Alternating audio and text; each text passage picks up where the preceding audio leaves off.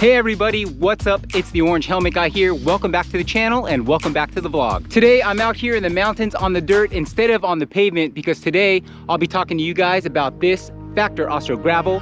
Let's go.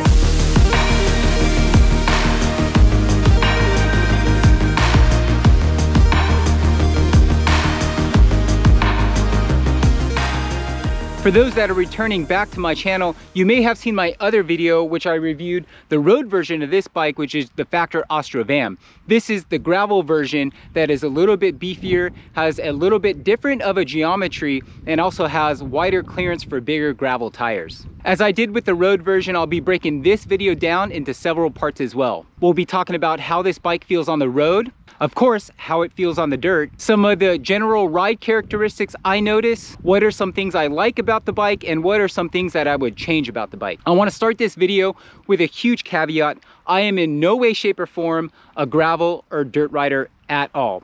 Dirt is something I've been dabbling on and off with for about the last year, and I'm in the market for a bike that can go off-road. So I decided to visit my friends down at the shop Serious Cycling and pick up this demo bike from them. This bike is available at Serious Cycling right now. It's a size 54. You guys can go pay them a visit, demo it for yourself, and if you're interested in this bike, you can purchase it too, the very bike that's in this video right here.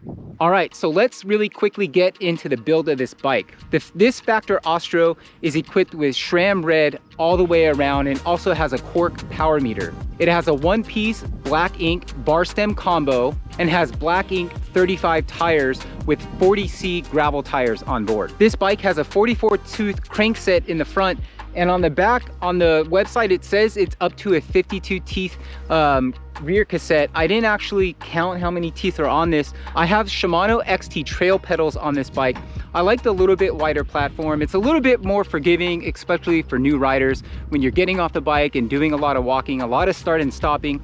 All right, sorry, I changed my perspective really quick. The wind is starting to pick up and the bike was kind of leaning precariously on this rock.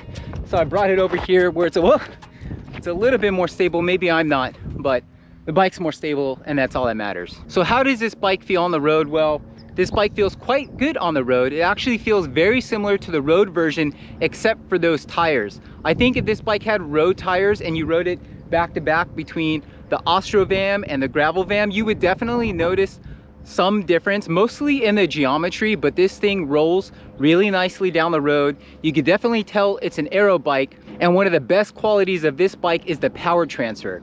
On the road, I think it's just, again, with these gravel tires, me not being used to gravel tires, of course the bike's gonna feel a little bit sluggish. Every pedal stroke and every watt that you put in the bike, you really feel that stiffness in there, and it really propels you down the road, either on the pavement or on the dirt. The power transfer in this bike is incredible and amazing, and I think that is its #1 characteristic. This is actually the same bike that Israel Premier Tech just ran in Paris-Roubaix this year. Another recurring character from its road counterpart, and I'm actually really glad that I got to ride the road version of this bike because I can kind of compare them head to head, is the compliance and the comfort of this bike.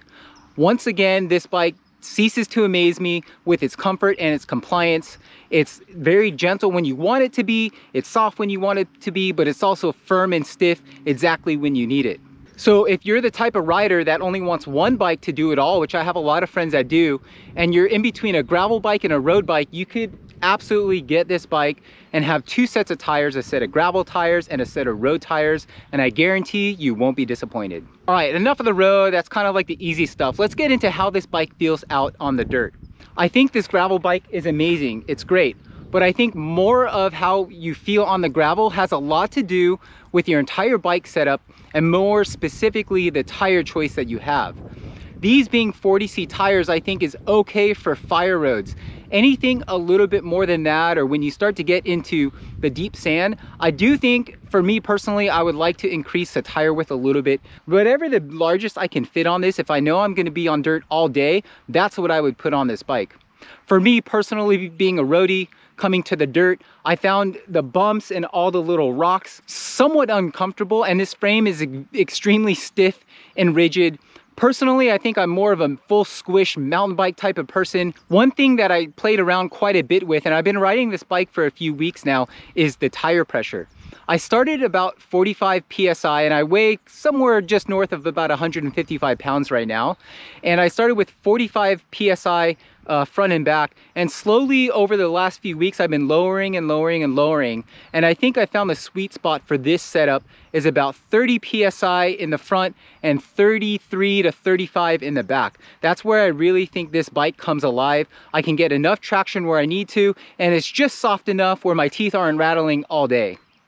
Honestly, gravel riders, I don't know how you do it. Maybe it's just the roads out here, but for me, the washboard effect that is on many of the roads, and also these rocks and divots, there's a lot of gopher holes and snake holes, and every time the tire digs into one of those, it just kind of like really jolts me. So again, for me, I don't think I'm gonna go with the gravel bike, but for those gravel riders, that's not a characteristic of that bike. That's just my personal preference, and it's also my roads and my home dirt where I live. So don't let that deter you. Honestly, this is an amazing bike. One of the characteristics that I keep mentioning about the stiffness and the power transfer also translates from the pavement to the dirt. This bike really picks up and goes on the dirt, and as long as you have the right tire setup, it really can grab in and propel you up the climb. I found this bike on the climb to be very light and nimble. It feels like I'm riding my road bike out here. It's absolutely amazing. Comparing this to a full suspension mountain bike, I definitely would rather climb on this thing if the roads are nice and smooth. Obviously, it's gonna be a better climber, and the geometry on the bike just puts you in a little bit better position to climb. Speaking of all the bumps and everything, I also think one of the things that I would look at changing for me personally is probably my bike setup. I had this bike set up in the same measurements as my road bike, and I think I would probably want to pull that stem in a little bit more and add a little bit more to the stack just to be a little bit more relaxed on the bike. Descending on this bike in the dirt, again, if the roads are nice and smooth, no problem at all. I had really no issues with compliance. I didn't feel like the bike was squirrely. I felt like it was really planted and grounded under me. Again, for me, I think it's all about getting that tire pressure right when you're going downhill to smooth out all those little bumps. But descending on this bike, and this hill behind me is about a 15 to 16% downhill. I really feel in control, so no problems there on this bike. All right, now let's get to some things that I would change on this bike. And again, big caveat, I am not a gravel rider, so I think some of these things don't have to do with this bike specifically, but just me personally. The first thing that I would change is those SRAM shifters. I am not a fan of SRAM. I also didn't like the SRAM shifters that were on the road version of this bike that I demoed. So the first thing right away, those SRAM shifters, they gotta go. I have pretty small hands, and for me, it was very hard to reach the brake levers, not only on the road, but on the dirt as well. So descending on this bike in the dirt, having to reach for those brake levers was a little bit uncomfortable. I would definitely prefer those Shimano shifters that just fit my hands a little bit better. One thing that I did that did help is I took the bike into the shop and they were able to adjust the brake levers inboard just a little bit with a 2.5 millimeter hex wrench. So I was able to bring them in just a little bit, which helped just a little bit. But again, my hands are kind of small, and these ergonomically for me just don't work. But when you do grab the brake, they do work very well. The SRAM red system does what it needs to do. One of the other things that I found quite weird for a gravel bike is most gravel bikes now are going to have those flared handlebars at the bottom. So when you're in the drops, you kind of have a little bit more platform. You can open up your arms and shoulders a little bit and just have a little bit more control of the bike, especially when going downhill. These are pretty much road handlebars that have zero flare to them. I would like to see a little bit more flare in the gravel bars to kind of follow suit with the industry. Again, that may be a personal preference, but you guys in the comments, let me know what you think. Should gravel bikes have a flare at the bottom or not? The other thing I'd swap out on this bike, and I hate to keep picking on this SRAM, but this is really just more of a gear choice thing.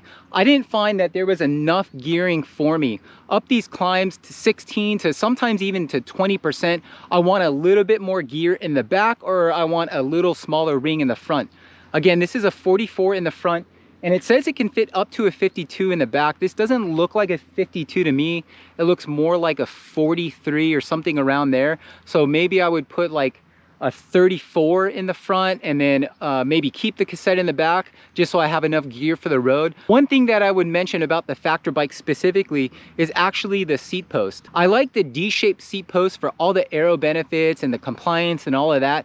But I think on a gravel bike where you're chattering quite a bit, I did notice the seat post was slipping on me quite a bit throughout some of my rides where I'd have to get off, stop, and kind of readjust it. I don't have a torque wrench on me, so I was really afraid to over tighten it, but I think as a gravel rider, you probably want a bike that you can service out in the field without any specialty tools. For me, I actually think there was quite a bit of knocking that was happening on some of the rougher terrain. I think it is that seat post. I'm really afraid to tighten it even more, so I'm just gonna deal with it, but I know it's riding maybe a few millimeters lower than when I started. The last thing I would change, and again, this isn't a Factor specific thing, but I would just put wider tires on it. This frame can fit much wider tires than these 40Cs.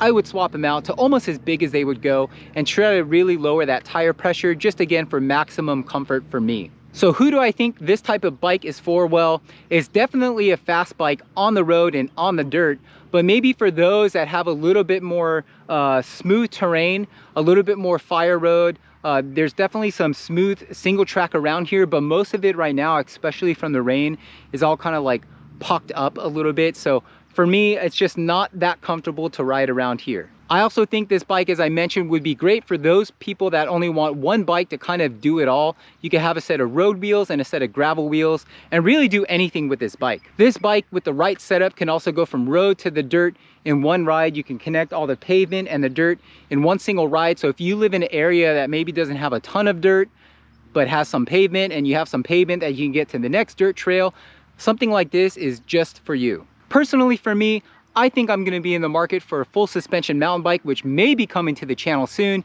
You guys will just have to subscribe, come back, and find out what happened. All right, well, that'll do it for me. Thank you guys again so much for watching. If you guys like this video, please like and subscribe. Come back and watch some more. If you guys have any comments or feedback, I'd love to hear from you as well. Please leave them down below. I try to read and respond to everything. What did you guys think of my review? Do you agree with some of these things? Do you guys think I'm just being picky as a roadie? I'd love to hear your thoughts and your experience on gravel bike. If you guys own or have ever ridden one of these bikes, I'd love to hear from you as well. Did I get this right? Am I missing something? What am I doing wrong? Let me know. Want to give another big shout out to my guys at Serious Cycling. Thank you for letting me demo this Factor Ostro Gravel for the last couple weeks. Again, if you guys are in the area, I'm in Southern California, please pay them a visit, seriouscycling.com or Serious Cycling on Instagram. Give them a call and let them know the Orange Helmet guy sent you.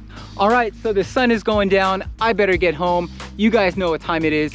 I'm off to the lake to go meet the wife and puppy for some dinner. Thank you guys again so much for watching. Until next time, the Orange Helmet guy out.